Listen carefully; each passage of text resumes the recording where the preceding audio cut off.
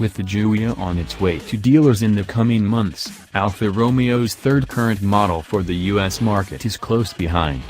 The 2018 Stelvio will give the company an offering in the ever-popular crossover SUV segment, and should bring Alfa's signature style and driving dynamics to the party.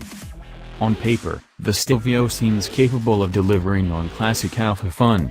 For starters, it shares engines with the Giulia sedan, starting with a turbocharged 2.0-liter four-cylinder and the standard Stelvio and Stelvio T models, making 280 horsepower and 306 pounds-to-foot of torque.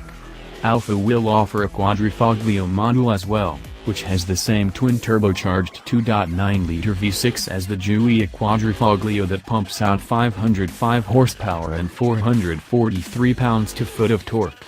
The company claims that the Stelvio quadrifoglio will get to 60 miles per hour in 3.9 seconds, just a tenth behind the Giulia.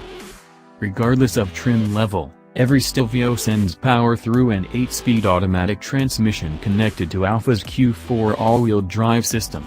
A mechanical limited-slip rear differential is available, and the quadrifoglio adds a torque vectoring rear differential.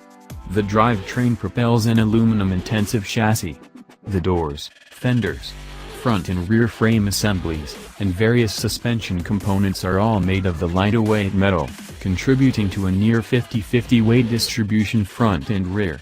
Suspension is independent all the way around, and the quadrifoglio gets a sportier, adaptive version. Styling-wise, the Stelvio also lives up to the Giulia. In fact, it looks more or less like a tall Giulia wagon.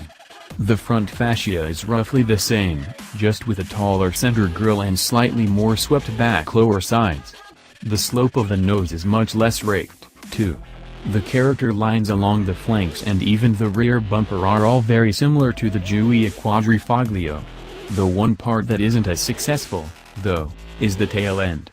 It appears Alfa tried to give the Stelvio a gently sloping hatch, but the result is a bulbous backside with lot of sheet metal. Inside, the Stelvio again echoes its sedan sibling, though in this case the top of the dash peaks above the center screen and slopes down to the right vent. In the Giulia, the top of the dash drops down immediately from the gauge cluster, and only rises again at the right vent.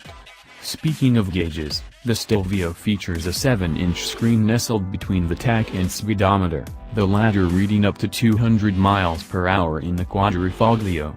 In the center stack, standard Stelvios get a 6.5-inch display, while the Stelvio T and quadrifoglio upgrade to 8.8-inch units.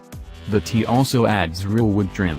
All Stelvios also come with leather seating, and the quadrifoglio adds Alcantara to the mix and available Sparco seats with carbon fiber shells.